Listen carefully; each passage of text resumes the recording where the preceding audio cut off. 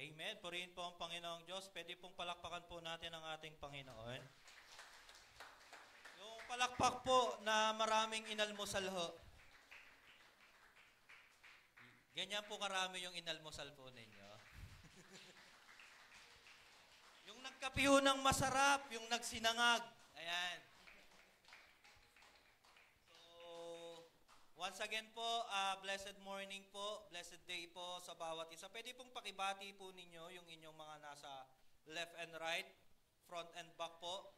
At batiin ang pinagpalang araw po sa bawat isa. Ayan, sige po, ngitian nyo na po. Yun, purihin ang Panginoong Diyos. Once again, blessed morning po sa atin pong lahat. Today, nasa ikatlong topic na po tayo ng ating series ngayong buwan ng January na tinatawag po or yung title po natin is New Beginning. Bagong simula. Panibagong taon, panibagong journey po na atin pong harapin.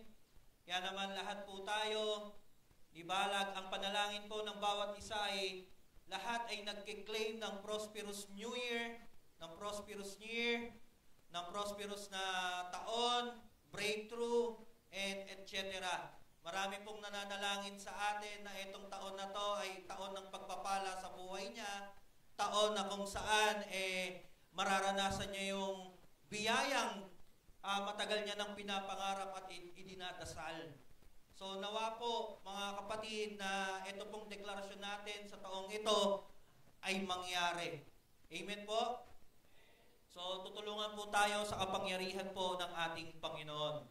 And today, ang ating pong pag-uusapan po ngayon ay meron pong pamagat na, yan. Sige po. Ang ating pong pag-uusapan po ngayon, di na po tayo patatagalin pa, ay let's be born again. Sa atin po kaya, pagka sinasabi po na born again, o sa atin po, tayo pong mga Kristiyano po ngayon, pag sinabi pong born again, ano ang ibig sabihin po para sa inyo? Pagsilang muli, sabi po ni Tito Romy, thank you po. Sino pa po? Pag sinabing born again, anong ibig sabihin po para sa inyo? Po? Baguhin daw po ang sarili mo. Thank you po. Sa pagsagot. Sige po, sino pa po? Pag sinabing born again, ano po ang ibig sabihin po sa inyo? Pinanganak na muli. Bagong Christian. Bagong ano po? Bagong ligo. Bagong sipilyo. Pwede po yun. Diba? Bagong gupit ng kuko o bagong gupit ng buhok. Tama po ba? Or yung iba naman, pag sinabing born again, bago yung itsura kasi nagparitoke. Amen po. Pero to cut the long story short po, etong pag-uusapan po natin na let's be born again ay beyond doon sa iniisip po natin. Kasi usually, na kapag sinabi kasing born again, tayo yon mananampalataya o Kristiyano, ika nga. At ang nangyayari kadalasan sa mga tawag po rito, sa mga ibang sekta ng relihiyon, ang born again daw po ay religion. Tama po? So kadalasan sa atin, even tayong mga mananampalataya o yung nagkiklaim o tayong kiniklaim natin na tayo ay born again, minsan, dumarating tayo sa point na ang pagiging born again ay relihiyon.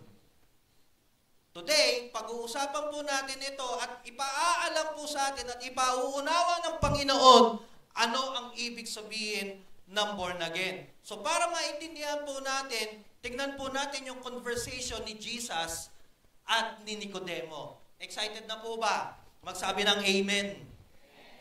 Yung amen po na nag-almusal po ulit. Amen, yun. Purihin ng Panginoon. Buksan po natin ang ating pong scripture sa John chapter 3, verse 1 hanggang 21. Okay lang po na makalambing sa inyo, magsalitan tayo ng pagbasa. Okay lang po? Tayo po tayong lahat bilang paggalang po sa salita ng Diyos. John chapter 3, verse 1 to 21 says, verse 1, Now, there was a Pharisee, a man named Nicodemus, who was a member of the Jewish ruling council.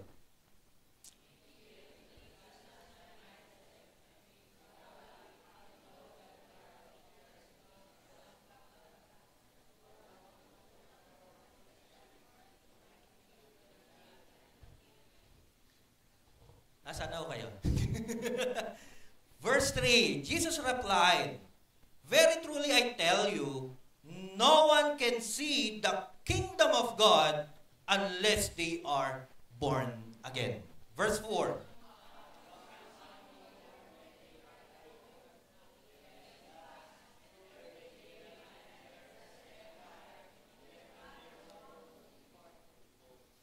Jesus answered in verse 5, "Very truly I tell you, no one can enter the kingdom of God unless they are born of water and spirit."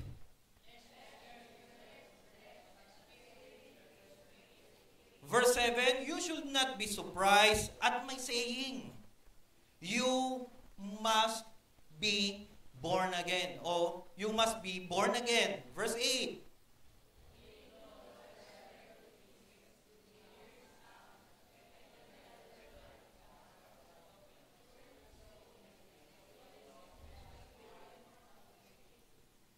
Verse 9, "How can this be?" Nicodemus asked. Verse 10.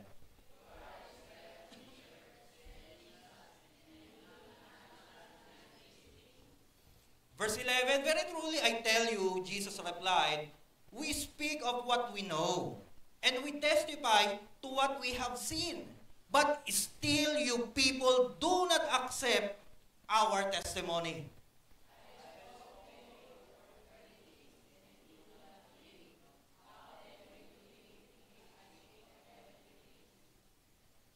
Verse 13, "No one has ever gone into heaven except the one who came from heaven, the Son of Man."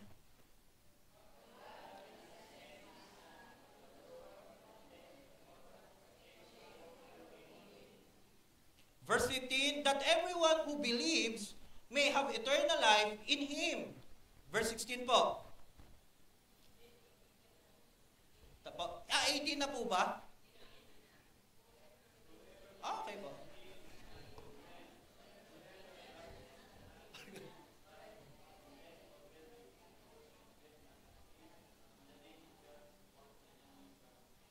Okay.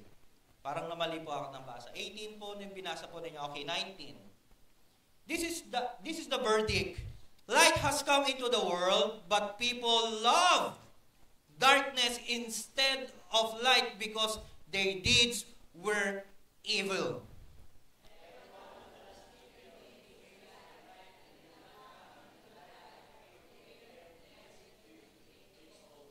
Verse 21 and last, "But whoever lives by the truth comes in the light, so that it may be seen plainly that what they have done has been done in the sight of God." Palakpakan po natin ang Panginoon sa pagkabasa ng kanyang salita. Tayo po ay manalangin.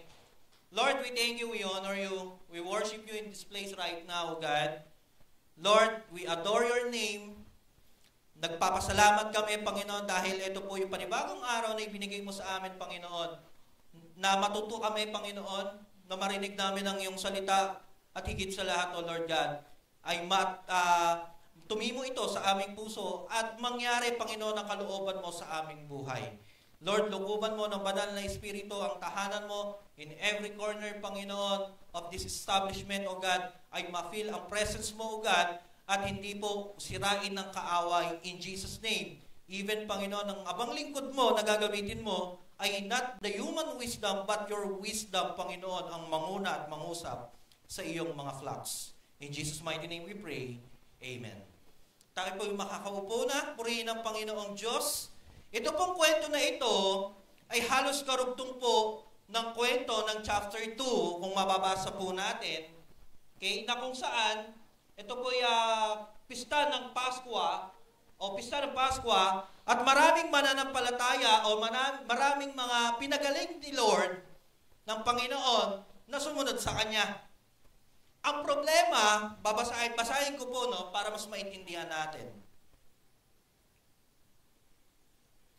Yan. Yung John chapter 2, verse 23 to 25, ito po ang sabi. Nang pista ng Pasko ay nasa Jerusalem si Jesus. Marami ang niniwala sa kanya nang makita nila ang mga himalang ginagawa ng Panginoon. Subalit, in verse 24, hindi pinagkatiwalaan ni Jesus.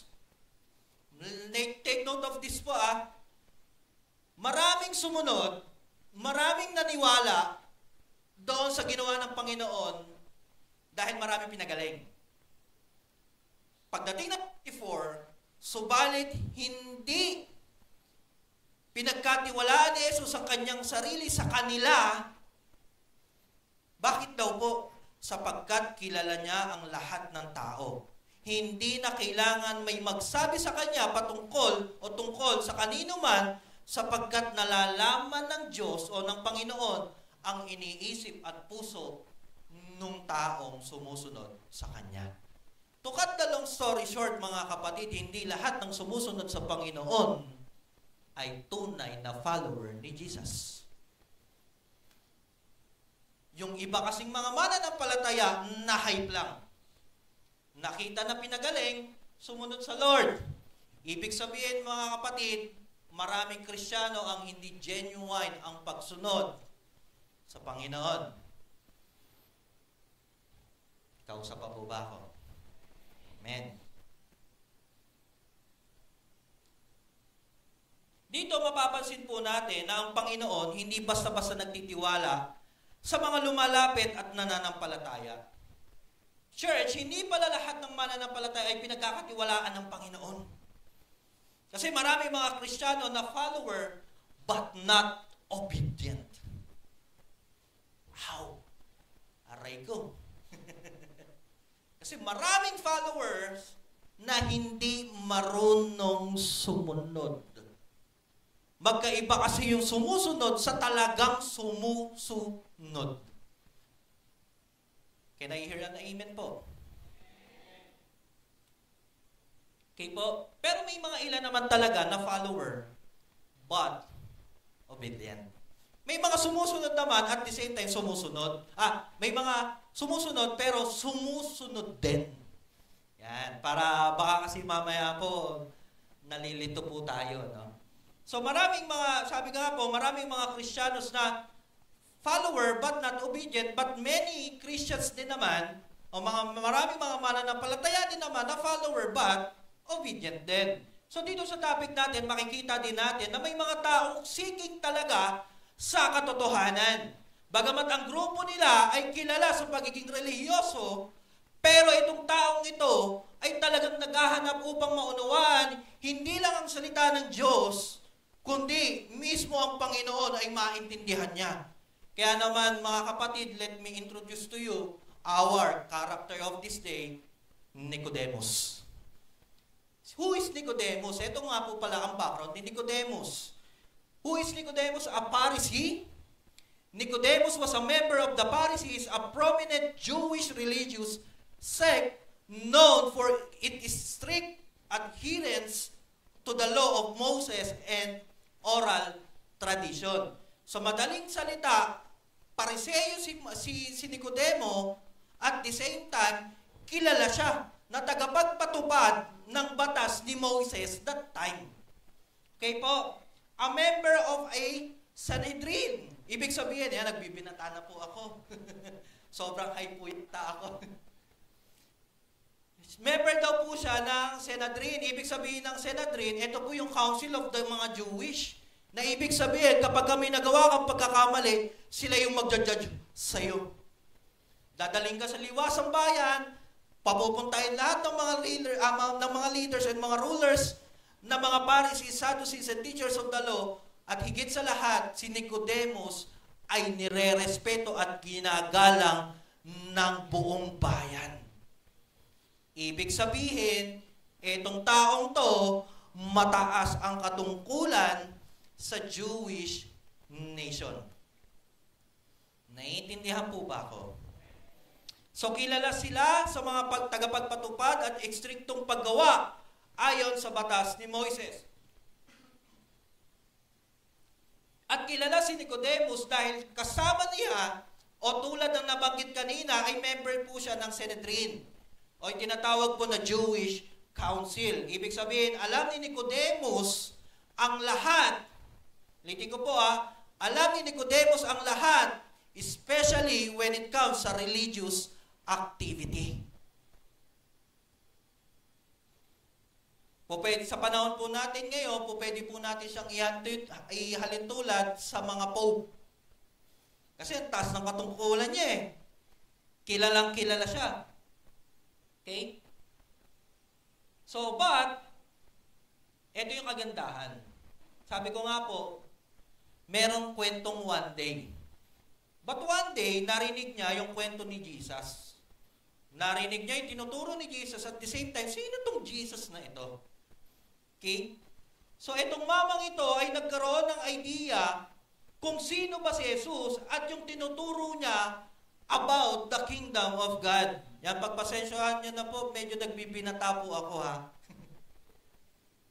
Makati po talaga lalamunan ko eh. Siguro, pa-transition na rin din po ng panahon. Yan. So, balik po tayo, no? Konti commercial lang po, pasensya na po kayo. So Nicodemus approached Jesus with genuine curiosity and a desire to understand the spiritual truths about Jesus and Jesus' teaching. So, etong taong to, kung makikita po natin, at mapapansin po natin, pwede naman siyang hindi na magtanong. O pwedeng hindi naman na siya lumapit sa Panginoon. Kasi kung titignan natin, ang kultura ng mga Hudyo sa panahon po na yon, nagalang ang mga katulad ni Nicodemus. Ibig sabihin, si Nicodemus ay one of a kind na mga leader. Kasi sa panahon po ng Panginoong Yesus, ito po, share ko lang po sa inyo, na-share lang po sa akin to ni Pastor Ron. Sabi ni Pastor Ron, sa Jewish culture pala, kapag sinabi ka palang rabbi, ulitin ko po pag sinabi kang rabbi, one of a kind ka. At ang matindi ron, kapag sinabing rabbi ka, ibig sabihin, tawag rito, hindi ka tapon. Special ka. At yung mga na-reject as bilang rabbi, tulad nila Pedro, sila yung mga patapon. Sa panahon po natin ngayon, parang ganito yan. Ang rabbi, sa panahon po natin, sila yung mga doktor, mga licensed engineer, mga licensed doctor, mga licensed na attorney, and etc. Ganon po ang profession nila. Ngayon, katulad nila Peter, sila yung mga basurero, mga nangangalakal boys. Ganyan ang trabaho nila. Kaya po sa panahon nila. So ngayon, ibig kong sabihin po rito, na etong si Nicodemus, talagang special kasi ang taas ng ang taas ng level niya todo na to Di ba? Yun yung posisyon ni Nicodemus. Kaya lang, mapapansin po kasi natin dito, mga kapatid, bakit lumapit siya kay Jesus? Si Jesus hindi naman talaga officially rabbi. Hindi nga siya dumaan ng Sanhedrin Hindi siya dumaan ng council at the same time na interview ng mga pariseyong ito. Tama po ba? Kaya nga binabatikos siya Kung mapapansin po natin, in chapter 2, tantin din ang batikos kay Jesus. But, merong isang Pharisee na nagtanong sa Panginoong Yesus. Ulitin ko, ang pagtatanong ni Nicodemo ay genuine at nagsisik ng katotohanan tungkol sa tinuturo ni Jesus. Amen? So ngayon, the question is this, what was Nicodemus' intention? Why he asked Jesus about this matter? Bakit kaya nagtanong si Nicodemus sa Panginoong Yesus, especially na doon sa sinabi ng Panginoon na born again or the kingdom of God? Kasi yun ang turo talaga ng Panginoon and that is gospel. The gospel is this, salvation and also the kingdom of God. Yun ang pinatutungkulan ng gospel. Amen po. So ngayon, ano ang intensyon ni Nicodemus? Una, seeking understanding of Jesus' authority. Sinisik niya na maunawaan niya yung authority na meron ng Panginoong Yesus. Kasi ulitin ko po, in chapter 2, nagwasiwas po si Lord Tama ba? Nung makita niya na maraming nagtitinda sa simbahan, ginawa ni Lord, kumuha ng lubid, tapos para siyang nag-ano din eh. Para siyang, ano po ba tawag daw? Basta, wala naman tinamaang tao nung naghagupit siya. Kaya lang nagalit siya. Di ba may nagtanong doon, ano ang authority mo para gawin mo yung bagay na yan? Nangungwestiyon. Kino-question yung Panginoong Hesus. So dito, makikita po natin na doon sa part po na yan, agad na tinawag ni Nicodemo sa Panginoon na rabbi. In short, si Nicodemo,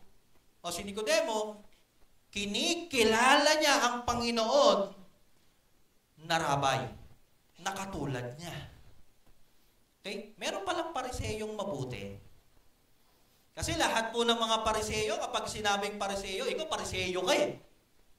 Di ba ganyan po tayo, especially pag nagagalit tayo sa mga anak natin. Tama po ba? Kasi ang descriptions ng pariseyo sa atin, umuusig. Di ba? Laging nakakontra. Sila yung mga oposisyon. Tama ba? Hindi po yung nakaupo po dyan, ha? Opposition po, hindi po upo dyan. Yung opposition ko laging kontra. Yung every time na may sasabihin ka, nakakontra na nakakontra. Diba? Siguro laging nilalaro ng bata na yung kontra. Alam niyo po yung kontrang laro? Sa mga, wala po. No? Matanda na po pala ako. Siguro yung iba po dyan, Counter-Strike na eh. Ayan po. Sa family computer po yun. Bili mo kayo, 300 na lang po ata yun. Kontra ng kontra. Yan ang mga ugali ng mga pariseyo, kontra ng kontra. Yung pasabi ka pala, nagagalan na sila. Iniilagang ka na yan. Diba? May sasabihin na sa'yo, sasalagin ka na. Diba? Yan po sila, yan ang mga pariseyo. Kaya nga, di ba, pag nagagalit tayo, ikaw napaka-pariseyo mo. Kasi mga Kristiyano na tayo, di na po tayo pwedeng magmura eh. Tama po ba? Di na tayo po pwedeng magsalita ng mahangin sa kapwa. Yan, ganon. So, balik po tayo, no? Si Nicodemo, sabi ko nga po, tinawag niyang rabbi. Una pa lang rabbi. Paglapit niya, guro. Amen? So, sinabi din ni Nicodemo na yung mga ginagawa ni Jesus ay base din sa kalooban ng Diyos. Tama po yun eh. In verse doon sa binasa po natin kanina, Panginoon, Guro, wala naman pong makakagawa ng ginagawa ninyo unless hindi siya base sa kalooban ng Diyos. Tingnan niyo po yung recognitions ng taong to sa Panginoong Hesukristo. So talagang kinaklarify niya rin yung regarding do sa teaching ng Panginoong Jesus. Ang konsepto ng pagiging ipinanganak na muli ay bago at mahirap para kay Nicodemo, na bilang isang pariseyo ay bihasa sa batas ng mga Hudyo. Kasi iba kasi yung inaaral nila sa naririnig nila sa Panginoong Hesus. Kaya nga hindi nila matanggap yun eh. Di ba po? Kaya nila hindi matanggap kasi nga bago sa kanila yung kingdom ng Lord, hindi naman nila nabasa yun sa batas ni Moses. Bakit nila gagawin yun? Kasi ang mga pariseyo is always by the book kung mag-apply. Kaya nga, di ba, sabi nga ng Panginoong Hesus sa kanila, mga hipokrito kayo. Sorry po sa word po mga hipokrito kayo kasi hypocrites yung nakalagay sa Bible eh. Utos kayo ng utos tapos hindi naman kayo yung nag-a-apply. Ganon yung sinabi ng Panginoon sa kanila. Amen po? So dito, pinakikita po sa atin ang kanyang tanong ay marahil nagmumula sa pagnanais na maliwanagan upang umayon ang konsepto nito sa kanyang pagkakaunawa tungkol sa kaligtasan at sa kaharian ng Diyos. Pangalawa po, kung bakit siguro nagtanong itong Nicodemo na ito is personal spiritual curiosity. Ulitin ko po, ang mga pariseyo kasi laging nag-a-apply lang sila by the book. Wala talagang spiritual transformation sa buhay po nila. Kaya nga nung narinig ni Nicodemo yung teachings ng Panginoong Hesukristo, merong nag-spark sa kanya. Uy, bago to. Kailangan kong maintindihan at maunawaan ito. So, ganito lang po yan mga kapatid. Para maintindihan mo, o para maintindihan natin ang lahat ng bagay na nangyayari sa paligid natin, importante na direkta ka sa taong concern or taong involved doon. Amen? Kaya nagkakaroon ng misunderstanding kasi kung kanino tayo lumalapit. Tama po ba? Like for example, sa issue ni Maris Racal at saka ni Rico Blanco, bakit sila naghiwalay? Bakit hindi natin tanungin? Kasi lagi tayong nakikijoin lang kay, sino ba yun? Kay Sian Gasa. Kanino pa ba? Kay Senyora. Senyora na yun? Santibanez. Di ba? Ba't hindi nyo i-PM kaya si Rico Blanco? Joke lang po yun, ha? Pero kasi napaka-importante kasi na para maintindihan mo yung isang senaryo, kailangan mong tanungin yung taong involved doon.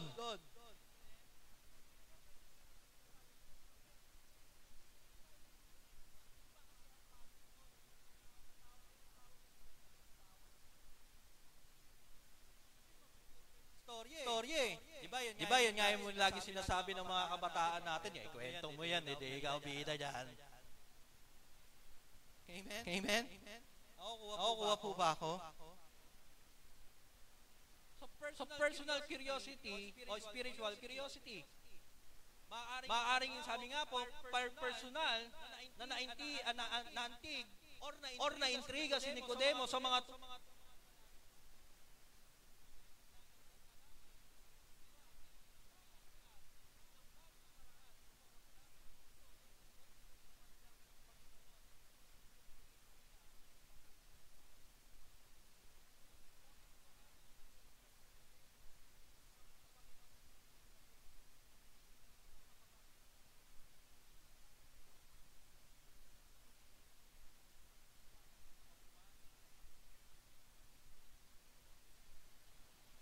Sa totoo lang po, kaya ginawa po yan ni Nicodemo ay hindi para pag-usapan sa publiko, kundi maintindihan niya mismo yung teachings ng Panginoon.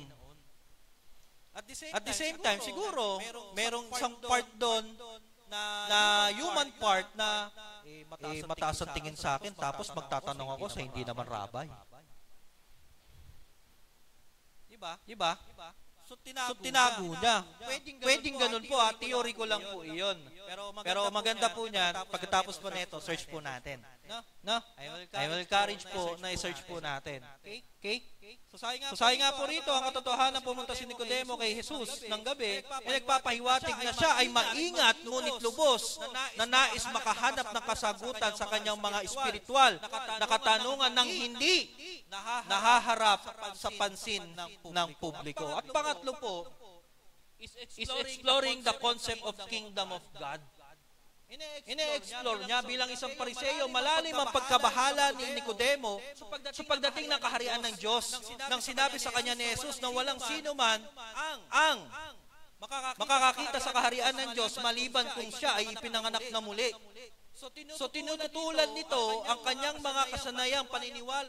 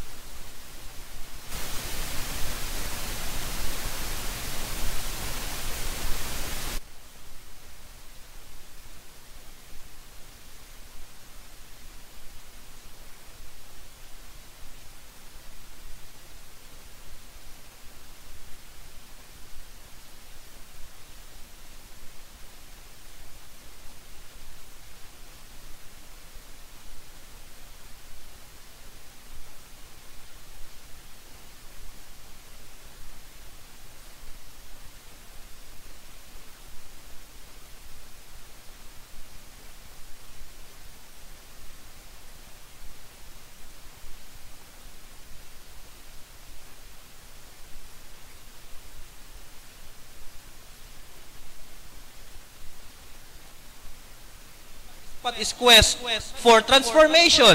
Maaring naramdaman ni Nicodemo na inaalok ni Jesus ay higit pa sa mga tradisyong ginagawa niya pang relihiyon nung kanyang kapanahunan.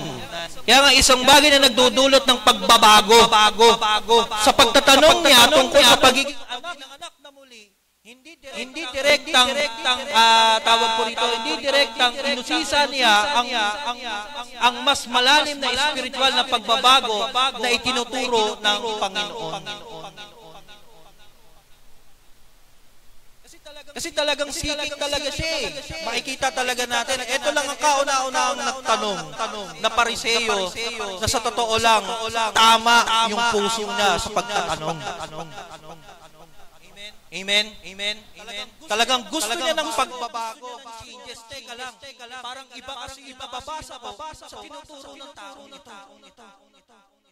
Amen? Amen? Pakinggan ko kaya to kung ano kayang mangyayari sa akin. Mamaya, malalaman nila kung ano nangyayari sa tao. Excited. Purihin ang Panginoon. Ito lang po, intro pa lang po yan. Kumain na po yata ako ng 18 minutes. Now, na nakita natin kung ano po ang intensyon ni Nicodemo sa pagtatanong. Church, listen to this po. Tayo po. Ito ang tanong. Why we need to be born again? Bakit kailangan natin na maging born again? Bakit mahalaga?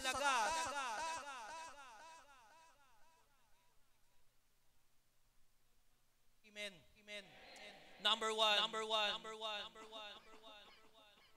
Why we need to born again? Because it is access to the kingdom of God.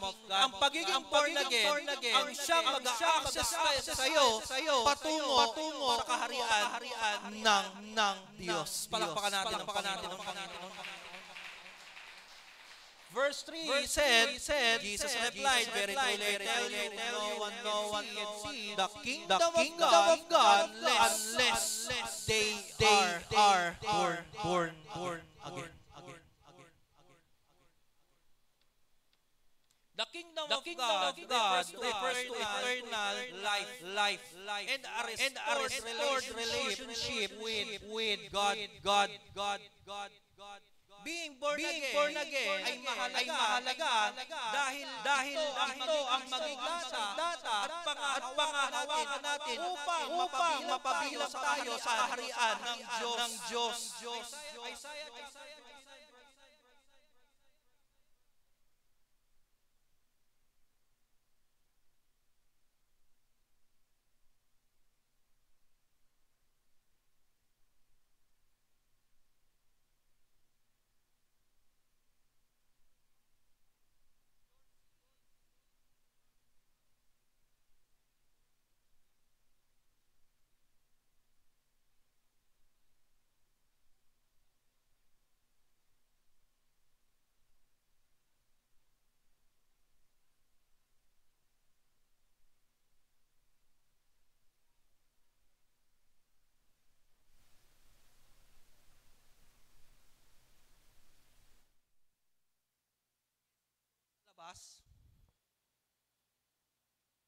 totoo po yun.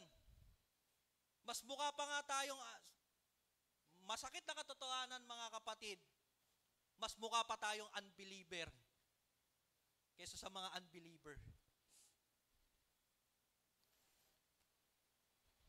Po kayo mag-alala, nung inaaral ko po yan, ako number 1 na nasasaktan. Kaya ako po sinishare to kasi damay-damay na to. Hindi, joke lang po. Correction po sa ating lahat ito. Amen? Lahat ng tao ay subjected sa kasalanan. Minsan yung akala nga na nating tama, kasalanan pa pala sa mata ng Diyos eh. Amen? Kaya nga even in small and tiny errors na nagagawa ng tao, kinapupuutan po ng Diyos. Galit ang Diyos talaga sa kasalanan, mga kapatid. Kaya nga sinabi ni Isaiah, because of our sin, dahil sa kasalanan ninyo, yung mukha ng Diyos nakataklob. Ayaw niyang humarap sa atin. Kasi nga, makasalanan tayo eh. Sino ba yung Diyos natin? Banal. Walang bahid dungis po. Amen? Kaya nga yung mga prayers din po natin, tila baga hindi dinidinig ng Diyos or hindi natin nararanasan ng Diyos, it's because of our sin. Dahil sa kasalanan natin. Kasi madalas po tayong mga mananampalataya, sa totoo lang po mga kapatid, self-righteous tayo eh. Amen ba? Minsan self-righteous tayo. Yung akala natin, lagi tayong tama. Pagka ganun ang thinking natin, mga kapatid, may tama ka. Baka hindi tayo maayos. Born again means spiritual transformation that occurs when a person places their faith in Jesus Christ. Hindi ito physical. Sige nga ba po, next po natin. Hindi ito physical na kapanganakan, kundi spiritual na pagbabago na nagdudulot ng buhay sa mananampalataya. Yan ang ibig sabihin ng born again. Mga kapatid, gusto ko pong sabihin sa atin na ang pagiging born again ay hindi po relihiyon. Born again ka because you believe, you have faith, you're putting faith in God na nagkaroon ng transformation sa buhay mo from nothing into something. Palakpakan naman natin ang Panginoon. Yung dating marumi ka, pero sa mata ngayon ng Diyos, malinis ka. Dahil yan sa pananampalataya ng Panginoon. Yan ang ibig sabihin po ng born again. Born again ay hindi religion, kundi it's a life transformation. Sabihin nga po natin, life transformation. Nagbabago. Once we believe and putting faith to Jesus, yun ang pagiging born again. Kasi nababago tayo. Born again ay tumutukoy sa pagsuko ng buhay sa Diyos na siyang magkokontrol upang tayo ay mabago. You know, church, listen to this. Kung walang pagbabago, maaaring hindi pa si Jesus ang nagkokontrol sa atin.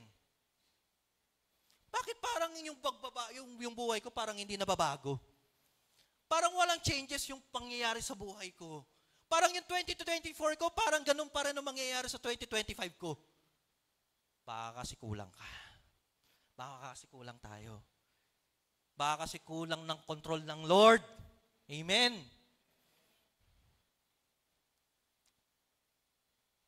So we need to rebirth spiritually.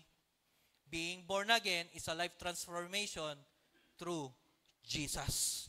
Hindi tayo makakasama sa kalangitan ni makakapasok kung hindi tayo maipapanganak na muli.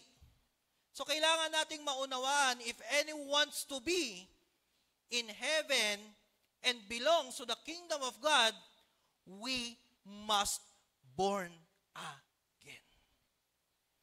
Sabihin nga po natin, laksan po natin, we must born again. Kailangan maipanganak po tayong muli. Being born again is essential and access to the kingdom of God.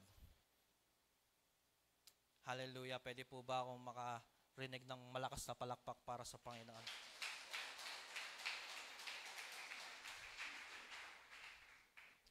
And number 2, bakit kailangan natin maging born again? Number 2 is access to be a new creation. Kanina, access para sa kaharian ng Diyos. Ngayon, access para sa panibagong creation or tayo. Verses 5 to 6, Jesus answered, "Very truly I tell you, no one can enter the kingdom of God unless they are born of water and spirit. Flesh gives birth to flesh, but the Spirit gives birth to spirit." Being born again means receiving a new nature through the works of the Holy Spirit. Ang galing, no? Nung nanampalataya tayo sa Panginoon, hindi lang kaligtasan ang naranasan natin, kundi kumikilos ang banal na Espiritu sa buhay natin para magbago tayo. Sabihin mo sa katabi mo, bago na tol! Baka iba pong tol po yung masabi nyo ha. Wala pong baktol po yan. Yan, bago na. Amen? Ito yung sinasabi ng Panginoon dito. O sinasabi ng Panginoon kay Nicodemo. So transforming us from inside and out.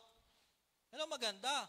Being born again means receiving a new creation or new nature through the works of the Holy Spirit, transforming us from inside and out. So tulad ng sinabi ng Panginoon, why we need to transform? Kasi born flesh means born sinners. Totoo naman po yun eh. Pinanganak po talaga tayong na may bahid na ng kasalanan sa katawan natin. Lupang katawan. Kasi etong katawan natin, di ba malinaw na sinasabi ng Biblia na ang katawan natin, pagka tayo'y namatay, ay babalik po saan? Sa alabok. Kasi doon tayo gawa eh. Ang sinisave ng Panginoon dito na sinasabi niya kay Nicodemo is yung spirit mo. Yung kaluluwa natin, yung life after death po natin na tinatawag. Pag namatay tayo, saan tayo pupunta? Saan po? Sa purgatorio?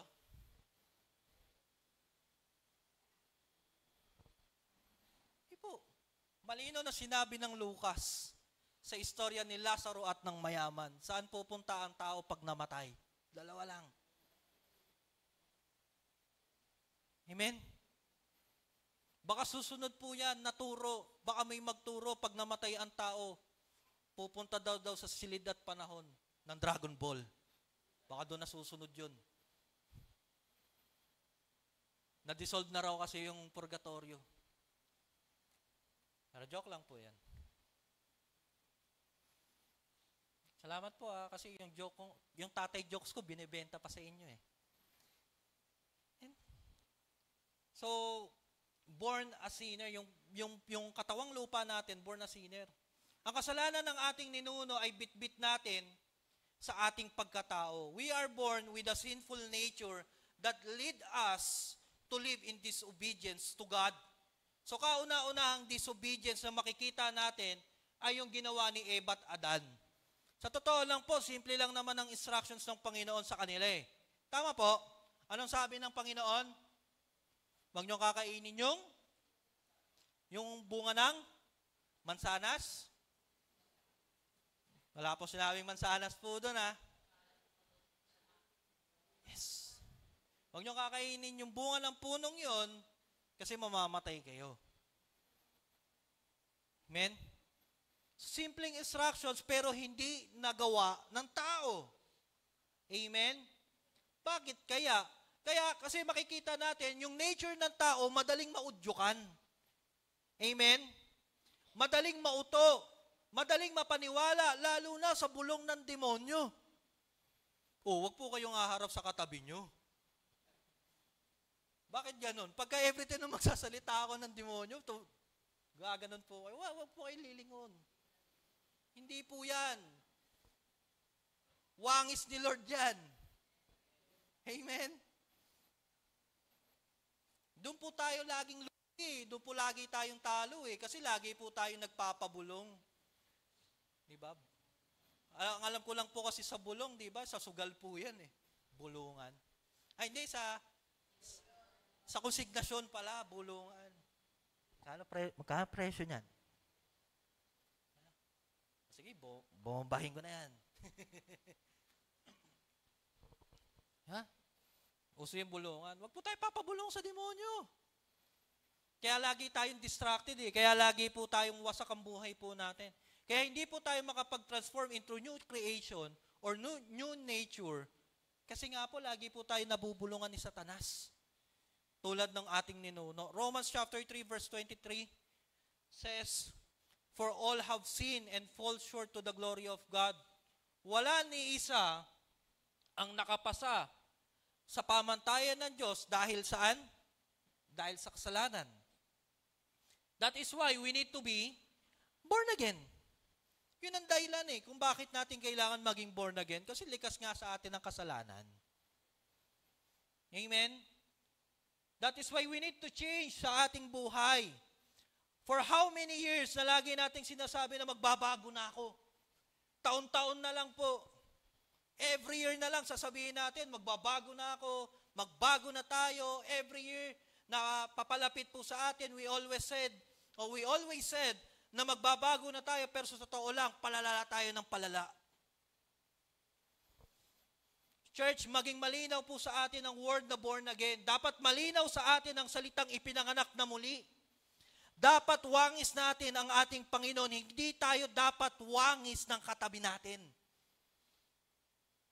O ng kahit sino pa dyan. Dapat si Lord lang. Likas po sa atin kung katabi mo yung asawa mo, yung tatay mo, yes, normal yan, nakamukha mo yan. Amen? Sa lalo sa mag-asawa, hindi mo liligawan niya, mga tatay, mga lalaki, hindi mo liligawan niya kundi yan maganda. Kung yung wangis ni Lord. Kasi yung wangis ni Lord, perfect. Tama po ba? Sige nga po yung mga mag-asawa, tignan nyo nga po yung asawa nyo. Parang yung iba Parang kulang na lang yung mukha ni Malupiton Yeah. Diba? Perfect yan. Kasi hindi natin liligawan yan. Tama ba mga tatay, mga kalalakihan? Hindi natin liligawan yung mga asawa natin kung hindi yan perfect. Ganon din sa mga nanay at saka yung mga babae. Hindi mo sasagutin yan kung hindi wangis ni Lord yan. Amen? Kung hindi yan, pogi. Ang sarap nipirin. Yeah.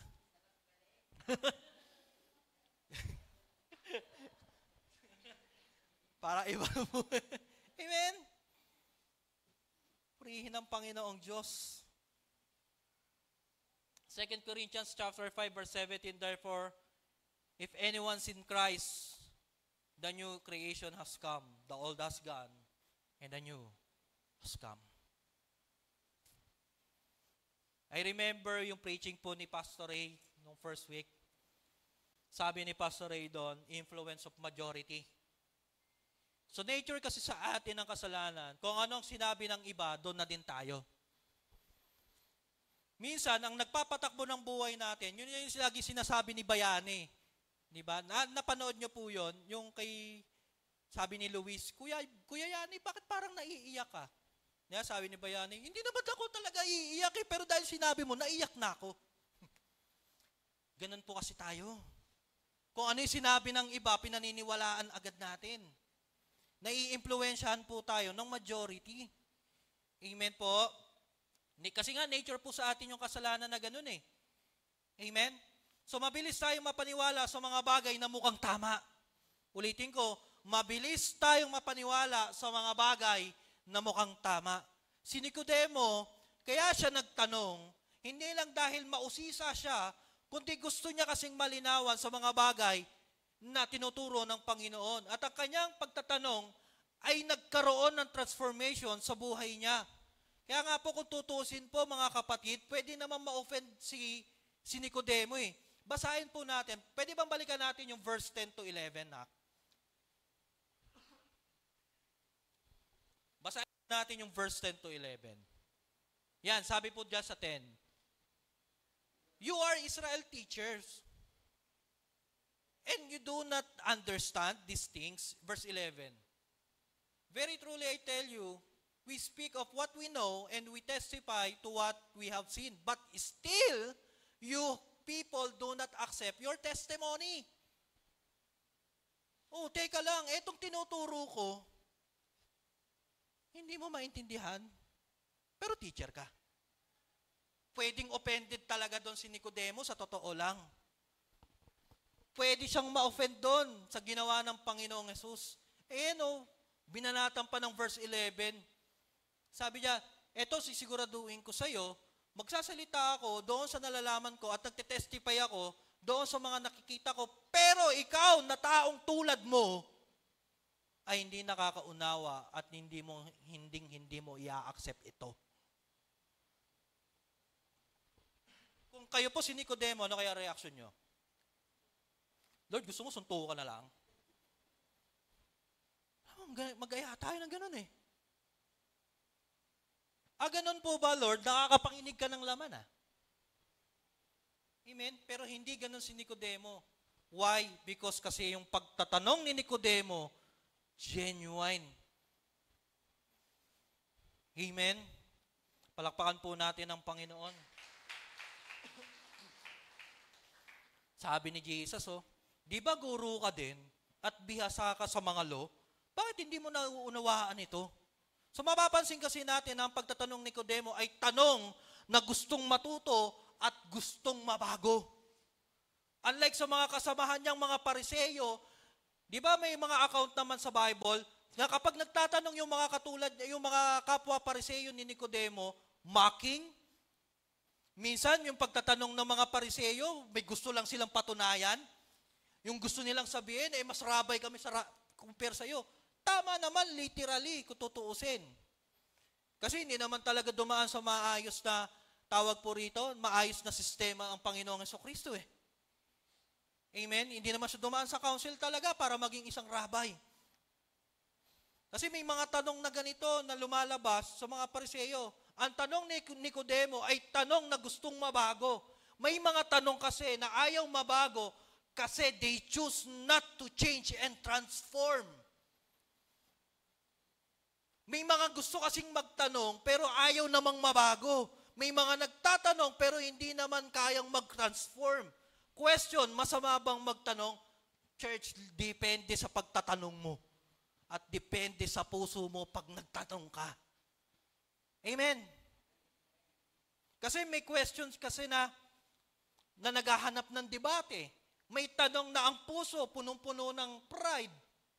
May mga tanong kasi na ang puso seeking for justifying. Amen po ba?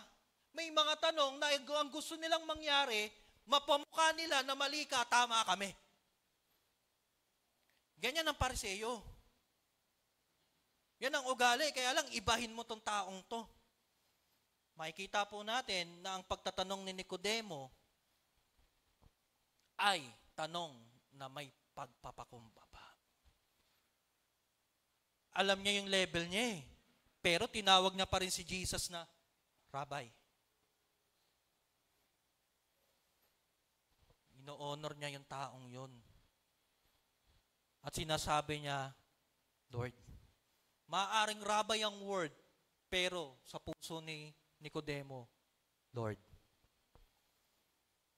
Mismong siya ang lumapit at nagtanong sa Panginoon to be born again ay pagpili na lumapit sa Panginoon at tanongin kung paano tayo makakasama sa kaharian ng Diyos. Asking God with genuine and humility heart leads to belong in His kingdom. Being born again means living a new creations. The old has gone, the new has come. Church, piliin nating magbago. Kaya nga may kantay, binabago mo ko araw-araw. Kasi ang pagbabago, pinipili rin din po yan. Hindi lang lagi natin pinapanalangin sa Panginoon, Lord, gusto ko na pong magbago. Diba? Umiiyak pa tayo. Lord, gusto kong mabago yung sitwasyon ko. Ang problema, ayaw naman natin matransform. Nonsense po yung prayer po natin. Kung ayaw po natin piliing magbago. And lastly, why we need to be born again, number 3, is access to have eternal life. Bakit natin kailangan pong ma-born again? Why we need to be born again? Number 1, access to the kingdom of God. Number 2, access to be a new creations. And number 3, and last, access to have eternal life. Verse 16 to 18. For God so loved the world that He gave His one and only Son, that whoever believes in Him shall not perish but have eternal life. Verse 17, for God did not send His Son into the world to condemn the world, but to save the world through Him. Who, in verse 18, whoever believes in him is not condemned. But whoever does not believe stands condemned already because they have not believed in the name of God, God's only and one Son. Itong statement po na ito, nagpapakita na magkakaroon lang po tayo ng eternal life kung mananampalataya at magtitiwala ka sa nag-iisang anak. Sino po yung anak? Ang Panginoong Hesus. In this statement show na inintroduce na ngayon itong eternal life. So ito po ay offer po ng Diyos sa atin. Ito po expensive but free gift. Expensive po, mamahalin, pero libre. Para kanino po? Para sa atin. So hindi naiintindihan ni Nicodemo yung sinabi ng Panginoong Hesus kasi nga po yung understanding niya ay nakapako sa librong binabasa lang at kinakabisado lang. Kasi yun lang po talaga yung traditions ng mga Pharisees eh. Kabisaduhin yung libro o yung Law of Moses o yung tinatawag na Mosaic Law, tapos ituturo lang. Ganun lang yun. Kaya nga po in verse 11 to 13, sinabi ng Panginoon at pinakikita na ang understanding ng tao ay payak at makitid. People believe only what they understand at kung ano lang ang sinasabi lang sa kanila. Amen? So, tama naman kasi ang Pharisees, Sadducees, and teachers of the law. Kaya lang, ang problema, talagang mahuhusay naman talaga silang tagapagturo eh. Mahuhusay naman sila, biruin nyo, para makabisado nila, ilang batas yun. From 10 to 600 something, yung batas, yung law. Tapos kakabisaduhin mo yon. Eh yung isang ang memory verse, hindi nga natin po makabisado pa eh. Hirap pa tayo eh. Yung 600 pa kaya na law. Tapos yun ang lagi mong ituturo. Mahuhusay po talaga sila. Mahuhusay po silang magkabisa. Mahuhusay po silang magsalita. Pero alam niyo po ang nakakalungkot sa mga Pariseyo, mahuhusay nga sila sa part na yan, pero hindi naman sila mahuhusay na applicator sa turo nila. Hindi sila mahuhusay mag-apply sa buhay po nila. Kaya nga sinabi po ng Panginoon, yung sinabi ni Jesus, yung tinuturo ko na word at yung word na gamit ko ay earthly, pero hindi nyo paniniwalaan. Paano pa kung about sa heavenly things and word ang gagamitin ko? Talagang hindi nyo na talaga maiintindihang lubos. Amen? Kaya nga po, ang tinutukoy ng Panginoong Hesus dito ay yung mga prophets, lalo na yung pangaral ni John the Baptist, but they don't believe. Diba, bago po mag-ascend ang Panginoong Jesucristo, may nauna muna eh. Tama po ba? Sino po yung nauna? Siya yung tagapaglinis ng daan. Juan ano po? Juan Bautista. Mamaya po magkamali tayo. Baka mamaya masabi natin, Juan tamad eh. Hindi. John the Baptist o si Juan Bautista. Siya yung tagapaglinis ng daan. Ibig sabihin doon, siya yung tagapaglinis ng puso ng tao. Kaya nga pinangangaral niya na yung salita ng Diyos eh. Kaya nga nung nagkaroon sila ng encounter with Jesus, John and Jesus, di ba sabi ni John, ni panyapak mo, hindi ko kayang bitbitin. Sino ba ako para sa'yo? Grabing humility nun. Di ba? Recognize niya kasi kung sino yun eh. Amen? So yun yung tinutukoy ng Panginoong Hesus. Kaya lang ang problema, hindi paniwalaan ng tao. Kaya ginawa ng Father, pinababa na yung anak mismo, baka sakali kasing maniwala sila. But in the end, eto masakit, pinapako pa nila yung Panginoon na dapat na magliligtas sa kanila. Hindi nila pinaniwalaan. Eh yung bumaba na nga sa langit, hindi pa rin nila pinaniwalaan. Eh ano pa kaya yung mangyayari sa tao? Amen? Kaya ginawa ni Jesus, pinasimple niya yung pangunawa para sa tao. The one who believes in the Son has eternal life. Simple lang po ang gagawin mo.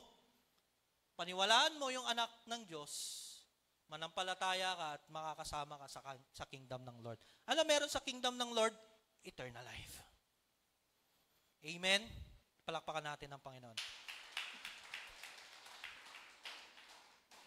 Kaya ginawa ni Jesus, pinasimple niya po yung pangunawa sa tao. Dahil hindi makunawa ang tao, kaya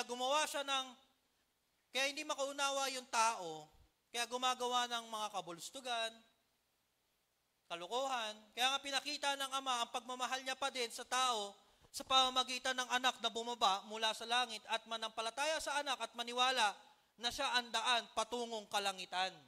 Kaya nga po mga kapatid, kaya ang pananampalataya sa ating Panginoon, yan baka meron po ko dyan, ang pananampalataya sa ating Panginoon at paniniwala sa Kanya ay magdudulot sa atin upang makamit ang buhay na walang hanggan. Spiritual rebirth is the entry point to eternal life. Without it, we remain spiritually dead. Sabi po ng Ephesians chapter 2, verse 1 to 5, "For you were dead in your transgressions and sin, in which you used to live when you followed the way of this world and the ruler of the kingdom of the air." Ang tinutukoy niya rito, yung mundo at mismo yung hari ng mundong ito. Sino yung hari ng mundong to? Sino? Si Satan. Wala pa po tayo second coming, mga kapatid, para sabihin natin si Jesus. Si Satan po. Kasi yung mundo, pasama ng pasama eh. Di ba, pabulok ng pabulok? O, wag niyo na po ililingon sa katabi niyo. Yung mundo po ang tinutukoy ko.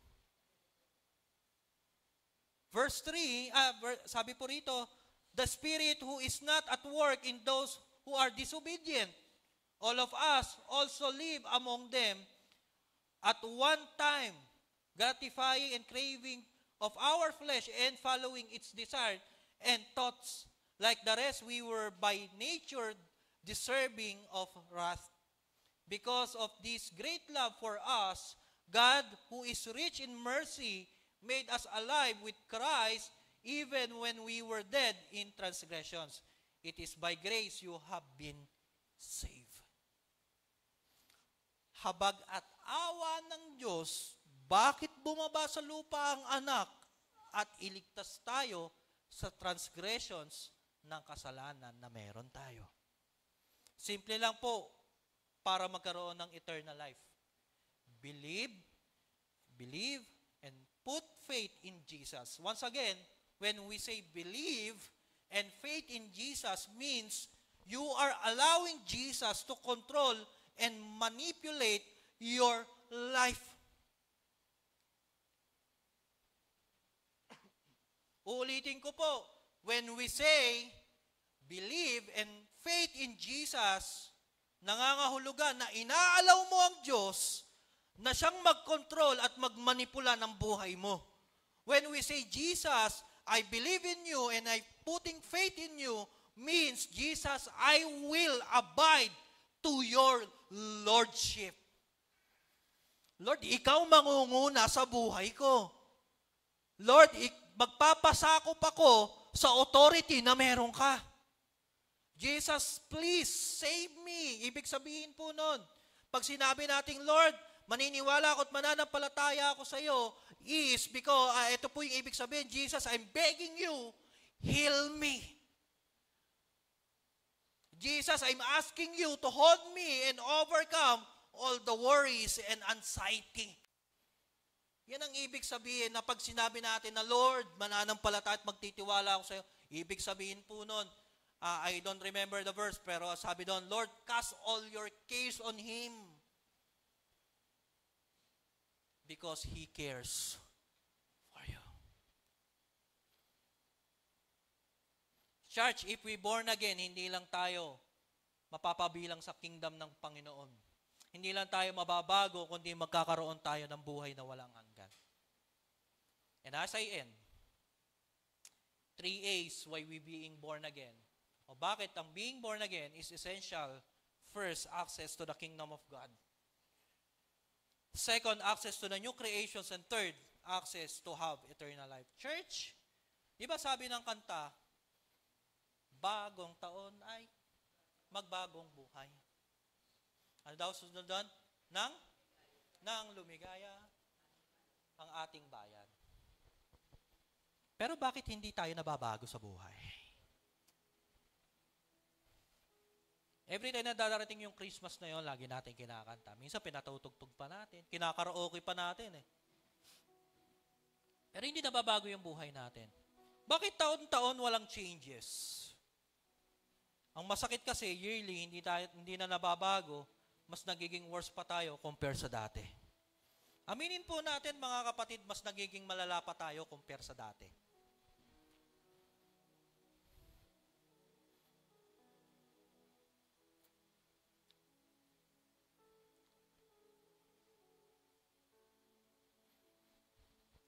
Mas masakit yearly, sabi ko nga po, mas nagiging worse pa tayo.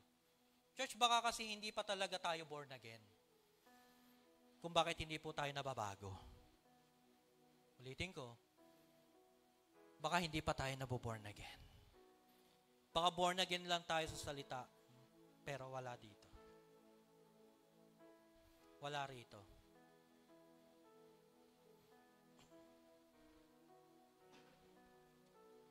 After the conversations of Jesus and Nicodemus, sabi ko nga po kanina, di ba? Ano nangyari po kay Nicodemus? And by the way, bago po ako mag-start, konting trivia lang po. Sino po nakabasa ng NIV versions po ng Bible? Na meron pong, di ba, every time na magbabasa po tayo ng Bible, especially English, merong red. Meron pong red. Pag nakalagay po doon, pagka red po yung font, o yung kulay ng font, ibig sabihin, Jesus ang nagsalita. Mapapansin po natin in verse 16, wala na siyang red. Tapos na yung conversation. Alam niyo po, based on my research po, 3 po yung pinapagkuhanan ko eh. Si MacArthur, kalimutan ko po yung isa, si Tyndale, at saka nakalimutan ko po yung isa. Yung part po pala ng verse 16 ng John chapter 3, yun po ay statement na po nung mismong author. After the conversations of Nicodemus and Jesus, in verse 1 to 15, nag-conclude, or hindi nag-conclude, inilabas ni author yung lesson niya. Yung point number 1 and 2 natin, pinatutungkulan lang ng Panginoon doon is all about the kingdom of God. Para magka-access ka sa kaharian ng Diyos, kailangan mo ma-born again. At pangalawa, kasi pag na-born again ka, meron ka new creations. Ito maganda. Naglabas ng statement yung author na si John in 16, for God so loved the world.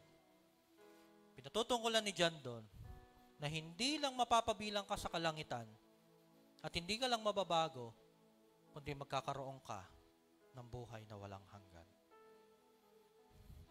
Yun po ay trivia. Yung part po na yon is John, the beloved na po, ang may statement na nung word na yon. Yan yun yung sinabi niya. Kasi para sabihin niya yung one and only Son, si Jesus hindi po gumagamit ng one and only Son.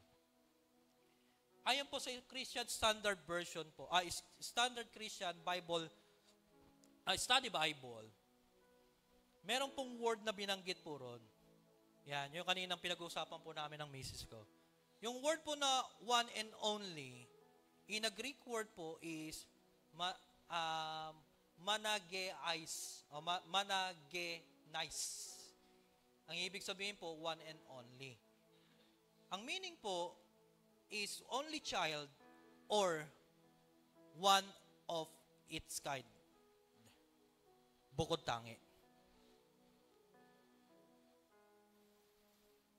Lumalabas na yung author na to, no one can see the kingdom of God unless hindi ka maniniwala doon sa one of a kind na Jesus.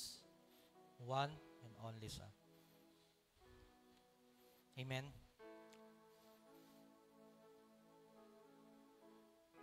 Ulitin ko po, ano nangyari kay Nicodemus? After the conversations of Jesus at saka sa kanya, Makikita po natin in John chapter 7, verse 45 to 52, dinefend niya ang Panginoong Hesus nung ipapako na sa krus. Mismong si Nicodemus ang nagsabi, bakit nyo hahatulan ang taong ito na wala naman kayong pruweba para hatulan ito? Nag-stand siya para sa Panginoon. Second, he assists Jesus' burial. Si Nicodemo ay isa sa nagbalot ng mamatay ang Panginoong Hesus.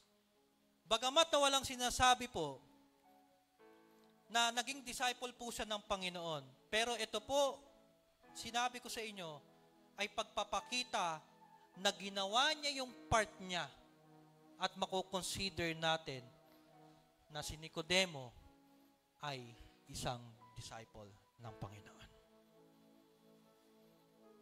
Church, matagal ka nang hinahanap ni Lord.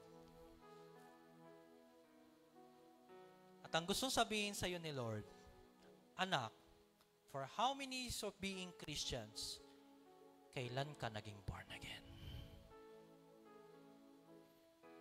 Baka ito na yung time para seryosohin mo ang pagiging born again. Again, born again is not religion. It's a life transformation. Sino po nagnanais ng transformations? Tatayo. Nagnanais ng transformations? Go, tayo. Tatayo po, tatayo. Yung gusto ng transformation, yung gustong ma-born again today, tatayo. Even yung on-site and online, kapatid, kung gusto mong ma-born again, tatayo ka. Come on, wag po kayong mahihiya. Ang pagiging born again po, hindi po yan kinahihiya. Kasi gusto po natin ng transformation eh. Tatayo tayo. At tatayo ka, pipikit ka. Kakausapin mo ang Panginoon, lalapit ka sa Panginoon, tulad ng ginawa ni Nicodemo. Come on, church, I will give you a minute. Lapit ka sa Lord kung paano yung ginawa ni Nicodemo. Lumapit siya ang nag-initiate na lumapit eh. Siya yung nag-initiate magtanong. Siya yung nag-initiate na ma-open yung conversation nila. Sa kwento. Sabi ni Nicodemo, Lord, Rabbi, grabe yung ginawa niyong miracle. At naniniwala po ako na walang makakagawa nun kung hindi siya kinasihan ng Diyos. At itong sasabihin ni Lord sa iyo, very truly I tell you, no one can see the kingdom of God unless they are born again. Come on, church, pikit ka lang. Tapos yung conversations ni Nicodemo at saka ni Jesus, imaginein mo, ikaw yung kausap ni Lord doon sa conversation na yon. Kapatid, we need and we must be born again. Kailangan nating maranasan muli yung alab, Panginoon. Yung opportunity binigay ni Lord sa atin. Liting ko po, kapatid, walang mababago sa taong 2025 kung hindi natin pipiliing magbago. Walang mababago kung walang pipiling magbago. Yan ang ino-offer ng Panginoon ngayon sa iyo. Come on. Come on.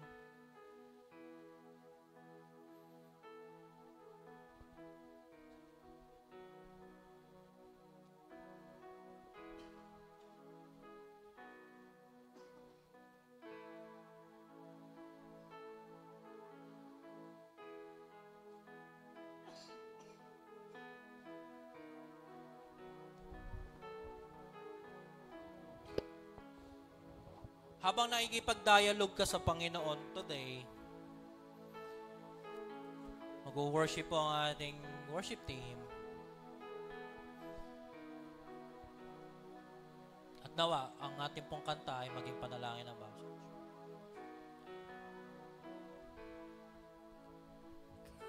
Consuming fire, ready to play. passion for your name. Spirit of God, would you fall in this place? Lord, have your way. Lord, have your way. Consuming fire, fan into blaze. Come on, church. May pagdialog po tayo sa Panginoon. Passion for your Ulitin ko po, ang paglapit sa Panginoon, Spirit of God, nangangahulugan would you fall in this place? na pagpapasakop sa Panginoon Lord, have your with humility heart Lord, and transformation sa buhay natin. Spirit of fan into place. A passion for your name. Spirit of God, would you fall in this place? Lord, have your way. Lord, have your way with us.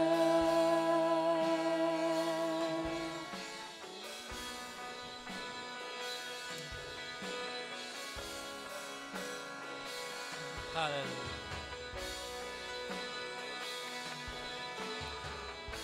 Is still enough in our hearts, Lord. Is still enough in our hearts, Lord. Is still enough in our hearts, a passion for your name. Is still enough in our hearts, Lord. Is still enough in our hearts, Lord. Is still enough in our hearts, a passion for your name. Lord, this is our passion, O God. And this is our covenant to rebirth in the Spirit,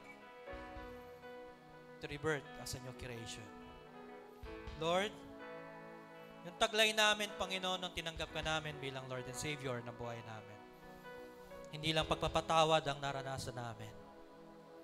Hindi lang, Lord, yung grace mo, yung mercy, Panginoon, ang nangingibabaw, kundi, Lord, yung transformations na nais mong mangyari sa buhay namin. In every corner, Panginoon, ng aming puso, kailangan po ng transformation. Transformation, Panginoon, from glory to glory. Nandito po kami, lumalapit sa iyong harapan. Nakikiusap, aming guro, aming rabbi, na maging born again ulit kami, Panginoon. Na maging born again ang aming puso, na maging born again ang aming isip. Masunod nawa sa taong ito ang kalooban mo. Lord, hindi namin kakayanin na kami lang. Sadyang kami po, Panginoon, honestly, marupok. Madali kaming matangay, lalong-lalo na po sa udyok ng kaaway. Protektahan ninyo po kami. Kung ang pinapanalangin namin, O Lord God, ay breakthrough sa taong ito, pinapanalangin namin yung prosperous na buhay sa lahat ng aspeto ng buhay namin, Lord. Kailangan namin magpasubmit sa authority na meron ka. Kailangan namin, Panginoon, na mabago ang aming puso. Kailangan namin mabago ang aming isip, O Lord God. Lord, we need a transformation, lalong-lalo na sa aming pong personal na buhay. I pray, Lord, for my brethren, on-site and online, O Lord, na kumilos ka sa buhay nila. Protektahan sila at ingatan. Maranasan nila yung transformation, Panginoon, ng iyong salita at may apply po nila, Panginoon, ito sa kanilang mga personal na buhay. Even me, Panginoon, O God, na lingkod mo. Lord, walang-wala po ako, Panginoon, sa iyo. Ako'y aba, Panginoon. Ako'y mababang uri, O Lord, yan ng tagapaglingkod. Tulungan ninyo po kami, Panginoon. Susumamo kami. Dinggin ang aming paglalambing, O Lord, sa iyo. Maraming pong salamat.